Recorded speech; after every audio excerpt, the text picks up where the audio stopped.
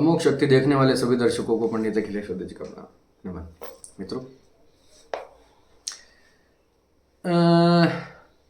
एक वीडियो देखा मैंने अभी, या कोई एक छोटी सी क्लिप देखी।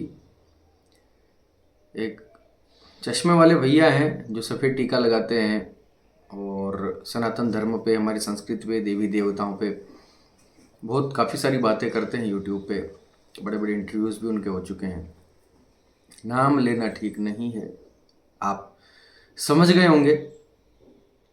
हल्की मूछें हैं उनकी और चश्मा लगाते हैं, सफ़ेद टीका लगाते हैं सर पे। आध्यात्मिक बातें, बहुत कम उम्र है। उन्होंने एक इंटरव्यू में एक अपना इंटरप्रिटेशन दिया हनुमान चालीसा को लेकर कि हनुमान चालीसा को, हनुमान जी को कहा गया है वज्र।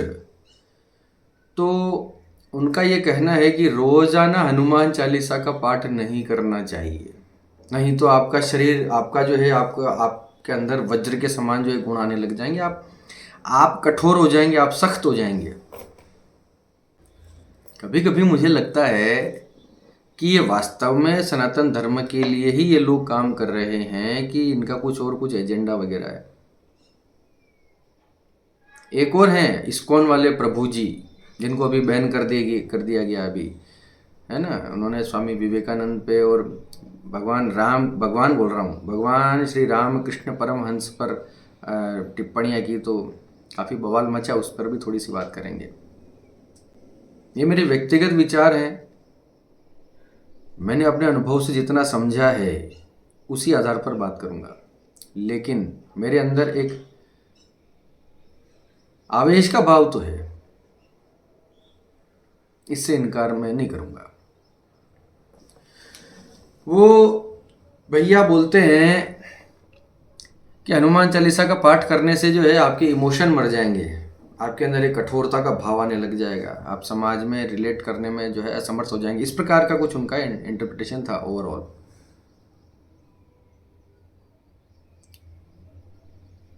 ये बात सुनकर कोई हनुमान चालीसा का पाठ करने वाला व्यक्ति ने, मैंने देखा उसमें कि किसी ने इस तरह से कमेंट भी नहीं किया।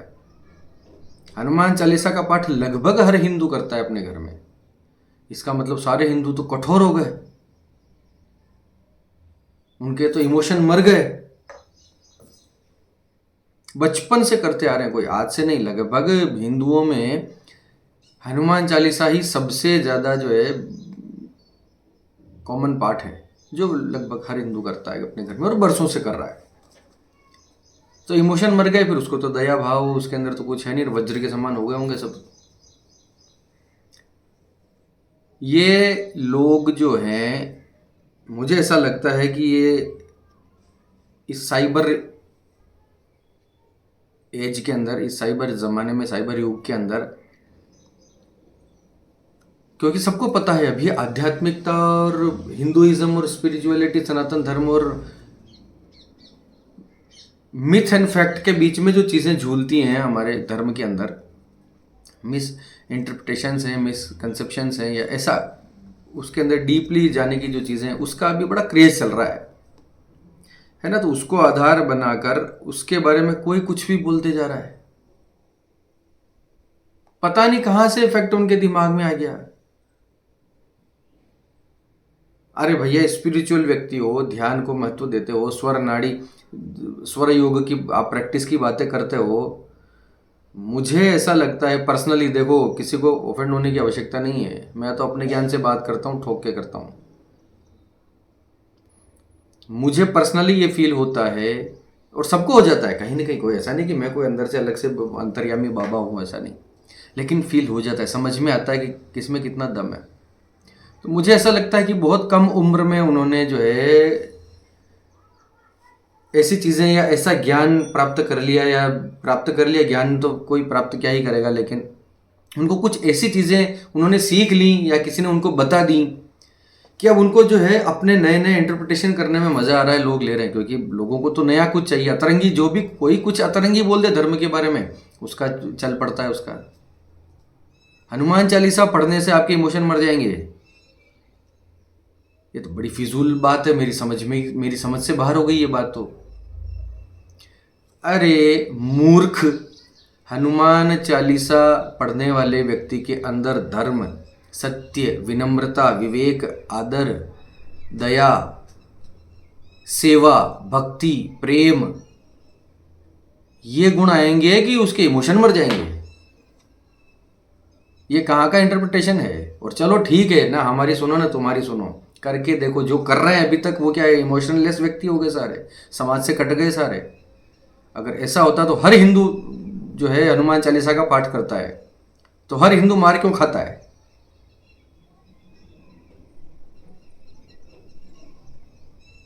हनुमान चालीसा का पाठ करने वाले व्यक्ति के अंदर, अब वो कहते हैं इमोशन मर जाते हैं, ठीक है, चलो उनका तो आपने सुन लिया। अभी मैं बोलता हूं, हनुमान चालीसा का पाठ अगर आप नित्य करते हैं, एक नहीं 11 करते हैं, 11 नहीं 21 करते हैं, 100 करते हैं, नित्य पाठ करने वाले, रोज पाठ जो अब तक करते आ रहे हैं, जो अब शुरू करें, उन सबके अनुभव, अपने अपने अनुभव गिन लेना। उन्होंने सही कहा कि मैंने सही कहा। हनुमान चालीसा पाठ करने के बाद आपके अंदर एक स्पेशल, एक विशेष प्रकार का आपके अंदर आत्मबल विकसित होगा। आपको ये प्रतीति हमेशा बनी रहेगी कि प्रभु मेरे साथ हैं। भगवान के अंदर आपकी भक्ति बढ़ेगी। माता पिता का आदर करने का भाव आपका स्वतः ही जागृत हो जाएगा। अपने गुरु के प्रति आदर का भाव स्वतः ही जागृत हो जाएगा। महिलाओं के प्रति एक आदर का भाव स्वतः ही जागृत हो जाएगा। चीजों को ठीक ठीक परखने की एक जो बुद्धि होती है ना, एक सेंस होता है, विवेक होता है, निरीक्षीर विवेक जिसे बोला जाता है, वो स्वतः ही आपके अंदर उत्पन्न हो जाएगा। सही समय पे सही निर्णय लेने की क्षमता उत्पन्न हो जाएगी। मन शांत होने लग जाएगा और मन सरल और सहज होने लग जाएगा चीजों को देखने के नजरिए से। अपने आसपास की चीजों को जो आपका जो इंटरप्रिटेशन है वो बहुत ही व्यापक हो जाएगा, यूनिवर्सल हो जाएगा हनुमान चालीसा पढ़ने से। ये मैं दावा करता हूं। उठ पटांग कुछ भी, कोई भी कुछ भी बक रहा है इसके ऊपर, इंटरनेट के ऊपर। देखो भैया, मेरा तो किसी से कोई झगड़ा नहीं है, ना मेरा किसी से कोई लेना है ना देना है। मैं बहुत कम कमेंट्स करता हूँ किसी के बारे में। मैं अपना काम करता हूँ, चुपचाप निकल लेता हूँ। मुझे मतलब नहीं किसी से कोई कितना कर रहा है, नहीं क्या कमा रहा है, नहीं क्या खा रहा है, मुझे कोई फर्क नहीं पड़ता। लेकिन सनातन धर्म के बारे में उल जुलूल टिप्पणियाँ ये सहन नहीं की जाएंगी।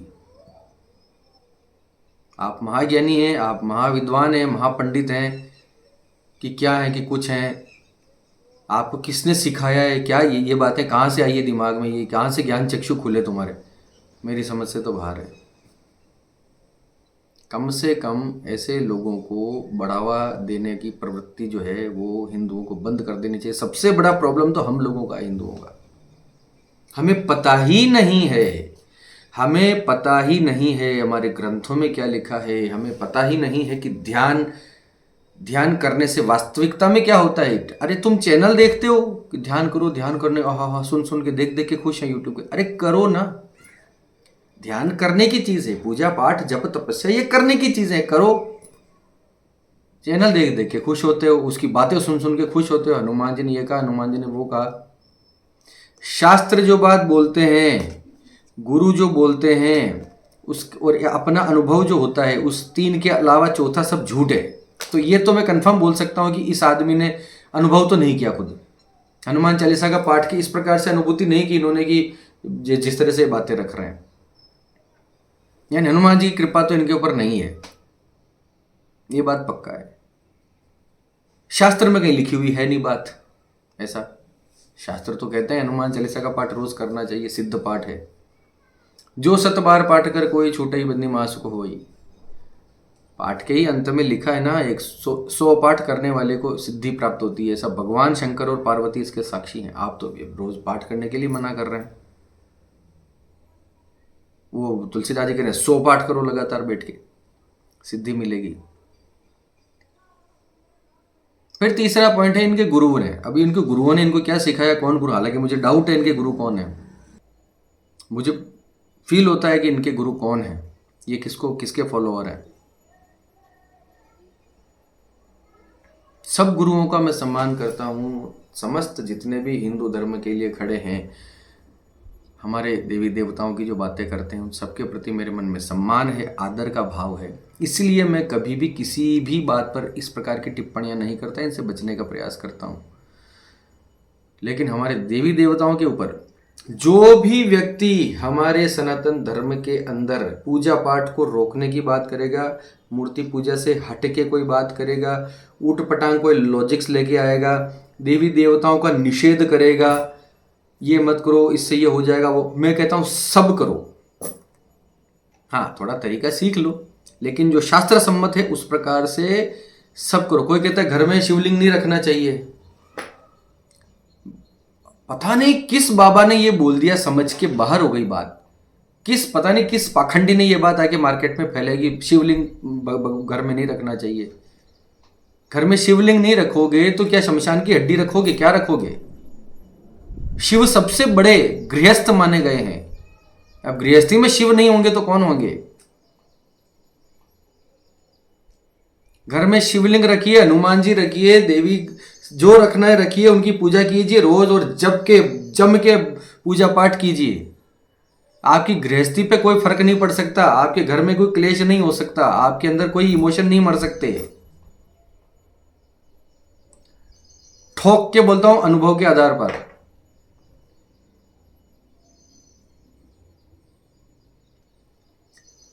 देखिए, हर चीज का जो है खंडन विद्यमान है।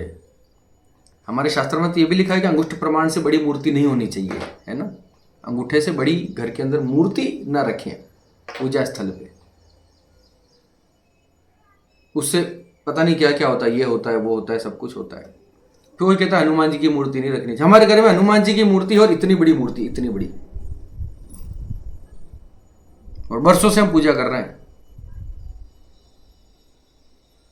हम तो कर रहे हैं, सब आनंद है। हर सिद्धांत उस समय के अनुसार, तत्कालीन समय के अनुसार, उस परिदृश्य को, उस समाज के आधार पर ये जो है ये चीजें निकली हैं, तर्क निकले हैं। अभी कलयुग के अंदर जो है, मेरा ये मानना है कि अगर आपका भाव सुदृढ़ है अपने इष्ट के प्रति, आपका भाव प्रगाढ़ है, प्रबल है कि मेरे भगवान मेरे साथ हैं, मेरे सर पे उनका हाथ है, मुझे इस दुनिया में किसी से भय नहीं है, मेरे प्रभु मेरे साथ हैं। समय कठिन है तो क्या हुआ, मेरे प्रभु मेरे साथ हैं, सब ठीक होगा। आप जैसा मर्जी चाहे पूजा कीजिए, कहीं कोई प्रॉब्लम नहीं है। और हनुमान चालीसा 100 पाठ दिन के करो, 40 दिन तक करो, फिर उसके बाद फिर करो, अरे जीवन बदल जाएगा। हनुमान चालीसा तो इतना बड़ा पाठ है, इतना, लेकिन दिक्कत यह है कि इतना कॉमन है, इतना इजीली अवेलेबल है कि लोग उसका महत्व नहीं जान रहे हैं। हनुमान चालीसा और बजरंग बाण का पाठ नित्य करने वाले व्यक्ति को भय तो हो ही नहीं सकता, डिप्रेशन तो हो ही नहीं सकता, उसके अंदर बुरी आदतें विकसित नहीं हो सकती। झूठ, कपट, छल, निंदा, स्त्रियों के प्रति अनादर का भाव, दुराग्रह का भाव, ये उसके अंदर नहीं हो सकता। कंटिन्यू करके देखिए साहब, जो कर रहे हैं वो लिखो, कमेंट के अंदर लिखो। ठीक है, मुझे डांटना है, मुझे गालियां बकनी, वो भी खाएंगे, लिखो। अगर वो आदमी सही है तो उसके बारे में सही लिखो, मैं सही हूं तो मेरे बारे में लिखो। हनुमान चालीसा नहीं करेगा हिंदू, कौन करेगा? खूब हनुमान चालीसा का पाठ कीजिए, रोज कीजिए, और जितना ज्यादा हो सकता है उतना ज्यादा कीजिए। हनुमान जी को सुनाइए पाठ, भगवान श्री रामचंद्र जी को सुनाइए, अपनी भक्ति में प्रबल रहिए, अपनी गृहस्थी में प्रबल रहिए, अपने कर्म के प्रति निष्ठा रखिए, ये चीजें काम आएगी। ये मत करो, वो मत करो। एक और महाराज है, इस्कॉन टेम्पल के एक मॉन्क हैं, प्रभु जी हैं, और उनका नाम भी हमारे चैनल के नाम से मिलता जुलता है, लगभग वैसा ही है, तो आप सब समझ गए होंगे। नाम नहीं लूँगा किसी का, मेरा तो छोटा सा चैनल है भैया, कहीं यहीं कुछ गड़बड़ हो जाए तो मैं कहाँ कैसे संभालूंगा। अब उन्होंने विवेकानंद जी और श्री रामकृष्ण परमहंस के बारे में अभद्र टिप्पणी की, देखिए अब उन्होंने क्या कहा और क्या नहीं कहा, ऐसा यूट्यूब पे काफ़ी सारा कंटेंट आ चुका है। विवेकानंद जी ने नॉनवेज खाया कि नहीं खाया ये भी सबको पता है। भगवान राम है, भगवान रामकृष्ण परमहंस बोलता हूँ, गुरुदेव भी नहीं बोलता हूँ, स्वामी भी नहीं बोलता हूँ, भगवान श्री रामकृष्ण परमहंस भगवान थे स्वयं,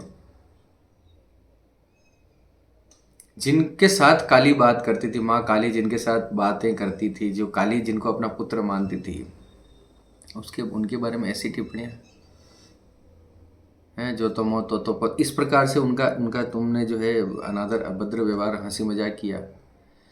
पता इस्कॉन वालों का प्रॉब्लम क्या है, इस्कॉन टेम्पल वालों की परेशानी या फिर किसी भी अलग अलग पंथ की प्रॉब्लम क्या है सनातन धर्म में,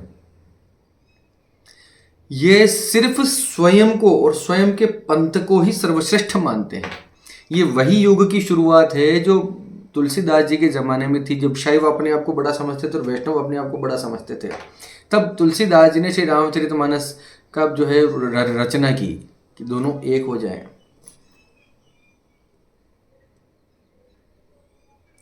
जहाँ श्री राम कहते हैं कि मुझे शिव के समान अधिक प्रिय कोई नहीं, जहाँ शिव कहते हैं कि मुझे राम के समान कोई अधिक प्रिय नहीं है, हरि और हर में भेद करने वाला इन दोनों को प्राप्त नहीं कर सकता। लेकिन इस्कॉन वालों का प्रॉब्लम यह है कि वो किसी और पुराण को नहीं मानते, वेद को नहीं मानते, ऐसा उनकी बातों से लगता है। ठीक है, उन्होंने गीता जी को अपना लिया और गीता जी में भी उन्होंने जो व्याख्या की है गीता के ग्रंथ की, कभी उसके बारे में बात करूंगा, 1 घंटे का वीडियो बनेगा।